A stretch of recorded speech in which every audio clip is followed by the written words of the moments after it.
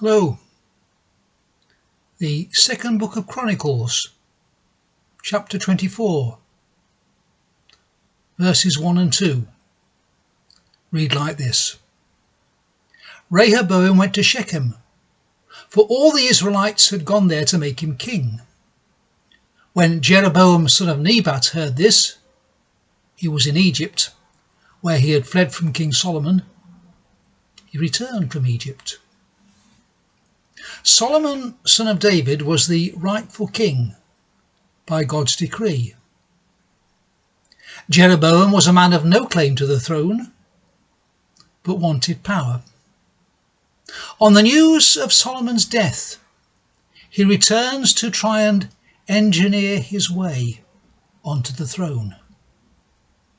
He takes advantage of the foolishness of Solomon's son Rehoboam and ends up ruling 10 tribes out of the 12 tribes of Israel. God had promised him that he would rule 10 tribes because he was the instrument of God's discipline to the nation.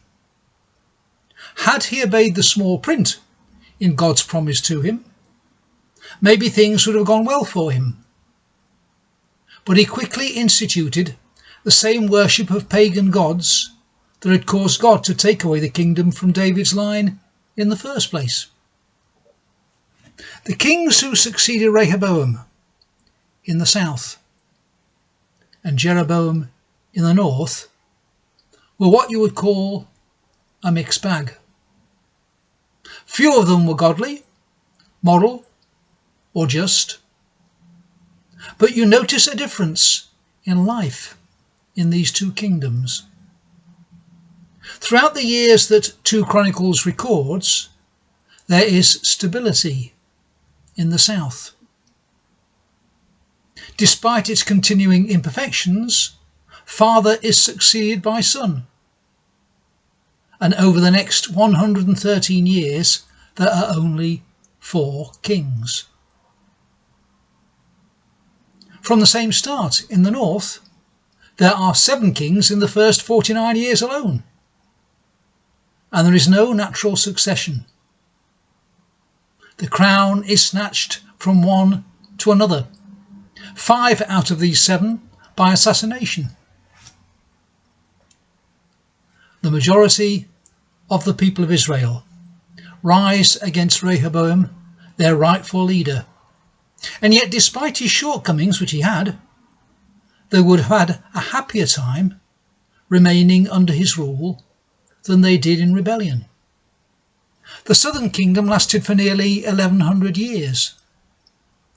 God delivered the northern kingdom into the hands of invaders after not many years, more than 200. Our present leader in this country isn't perfect. You couldn't accuse him of being a model of marital fidelity, for instance. But a wise nation will place themselves under his government's rule about COVID-19. And indeed, most people in this land have done so, conscientiously. Read the 2 Chronicles story and you'll see that the foolishness of his young advisers lost Rehoboam most of his kingdom. And the foolishness of the young may cause further suffering in our own time.